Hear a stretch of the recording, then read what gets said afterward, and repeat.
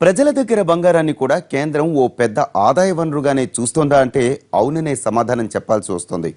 3 నెలలుగా cashless economy అంటూ ఊదరగొట్టేస్తున్న కేంద్రం అందులో భాగంగానే ఈ టీఎస్ఈ పన్ను అనువర్తించామని చెబుతోంది. అసలు మన దేశంలో క్యాష్లెస్ ఎకానమీ సాధ్యమేనా? మార్చేస్తోందా? బ్యాంక్ అకౌంట్లు కూడా లేని కోట్లాది మంది భారతీయులు ఈ కొత్త పన్ను అదనపు భారమే అయినా మోయక తప్పదా?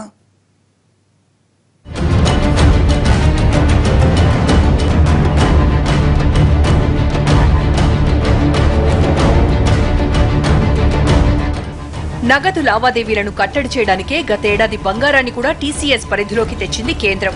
అలా తెచ్చి ఏడాది తిరగకుండానే ఇప్పుడు ఆ పరిధిని 2 లక్షలకు కుదించేసింది. మొన్నటి బడ్జెట్లో 3 లక్షలకు మించిన నగదు లావాదేవీలను నిషేధిస్తూ నిర్ణయం తీసుకున్న కేంద్రం బంగారం కొనుగోళ్లలో మాత్రం 2 లక్షలనే పరిమితిగా విధించింది.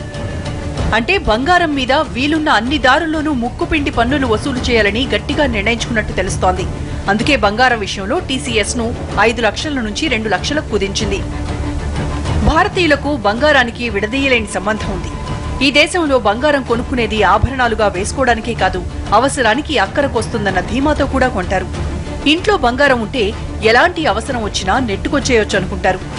అలా 100 కోట్ల మంది భారతీయులు తమ పెళ్లిళ్లకు, పేరంటాలకు కొనుక్కునే బంగారం మీద అదనపు పన్నులేస్తామంటే దాని మీద తీవ్రమైన వ్యతిరేకత వస్తోంది.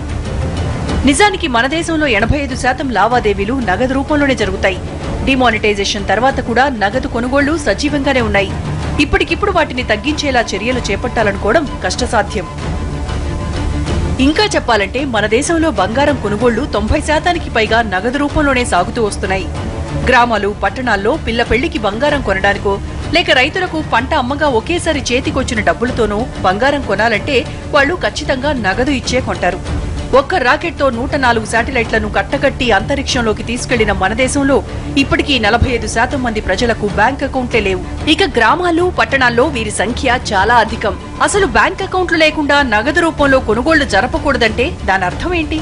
సామాన్యుడు చచ్చినా బతికినా తమకు అనవసరం, తాము వేసిన పన్నులు మాత్రం కట్టాల్సిందే అని కేంద్రం శాసిస్తోందా? గ్రామాల్లో 10% కూడా బ్యాంక్ అకౌంట్లు లేవు. అలాంటప్పుడు వారికి చెక్కులు, స్వైపింగ్ కార్డులు ఎలా వస్తాయి? దేశంలో 127 కోట్ల మంది ప్రజలుంటే వారిలో క్రెడిట్ కార్డులు వాడుతున్న వాళ్లు 3 కోట్ల మంది. ఇలాంటప్పుడు సామాన్యుడు నగదుతో కాకుండా ఎలా కొనుగోలు చేస్తాడు? 6600 పల్లెలు ఉన్నాయి బిలో 2000 పాపులేషన్ ఉండేటివి. మొత్తం పల్లెలు ఎన్ని ఉంటాయండి తెలంగాణలో? 11,000 ఉంటుంది. అంటే మోర్ దాన్ 50% ఉండే విలేజెస్లో బ్యాంకు బ్రాంచెస్ కేవలం 104 మాత్రమే ఉన్నాయి. క్యాష్లెస్ ట్రాన్సాక్షన్ అంటే ఇవడుగు ఒకటికి బ్యాంక్ అకౌంట్ ఉండాలి. మన ఇంట్లో పని మనిషిని కానివ్వండి, లేకుంటే డ్రైవర్ని కానివ్వండి అడగండి, బ్యాంక్ అకౌంట్ ఓపెన్ చేయడం ఎంత కష్టమో వాళ్ళు చెప్తారు. పట్టణాల్లో ఉన్న చిన్న చిన్న బంగారం దుకాణాల్లో సగానికి పైగా ఎస్టిమేషన్ బిల్లులే తప్ప నిజంగా బిల్లులు ఇచ్చేది చాలా తక్కువ. మరి ఇలాంటి బిల్లుల్ని ఎలా లెక్క కడతారన్న దానిపై కేంద్రానికి ఇప్పటికీ ఒక క్లారిటీ లేదు. అసలు అధికారం కోసం మోడీ ఎన్నికల ప్రచారంలో చెప్పిన మాటలకు, అధికార పీఠం ఎక్కాక ఇప్పుడు చేస్తున్న చేతలకు ఏమాత్రం పొంతన కనిపించడం లేదు. తాను ప్రధాని అయితే విదేశాల్లో ఉన్న బ్లాక్ మనీని వెలికి తెచ్చి ఆ సొమ్మును ప్రజల అకౌంట్లలో జమ చేస్తానన్నాడు.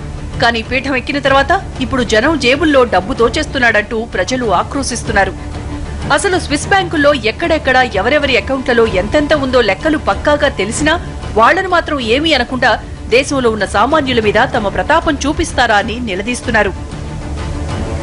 భారతదేశంలో ఎవరెంత తినేశారో విదేశాలకు బ్లాక్ మనీ తరలించి వాటిని మళ్లీ మన దేశంలోకి పెట్టుబడులుగా పంపిన పనామా పత్రాల దగ్గర నుంచి నల్ల కుబేరుల అన్ని బాగోతాలు కేంద్రానికి తెలిసినా వాళ్ల మీద చర్యలు తీసుకోవడానికి మీనమేషాలు లెక్కించే కేంద్రం భారాలేసి సామాన్యుడి నడ్డి విరవడానికి మాత్రం వెనక ముందు ఒక్క క్షణం కూడా ఆలోచించడం లేదు.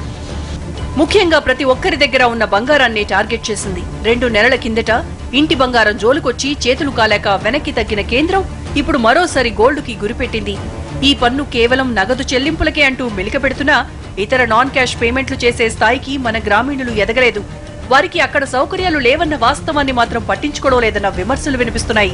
డిమానిటైజేషన్ ఫెయిల్యూర్ గా నిలిచిన తర్వాత క్యాష్లెస్ ఎకానమీ అంటూ కబుర్లు చెబుతున్న కేంద్రం వాటికి అనుగుణంగా ప్రజల్ని ఎడ్యుకేట్ చేయకుండా, దేశవ్యాప్తంగా డిజిటల్ మౌలిక వసతులు కల్పించకుండా ఉత్తపుణ్యానికి కొత్త పన్నులేసి కట్టి తీరాల్సిందే అని దబాయిస్తే ఇప్పుడు సామాన్యుడు మౌనంగా భరించినా తర్వాత దాని ఆగ్రహం చవిచూడక తప్పదు.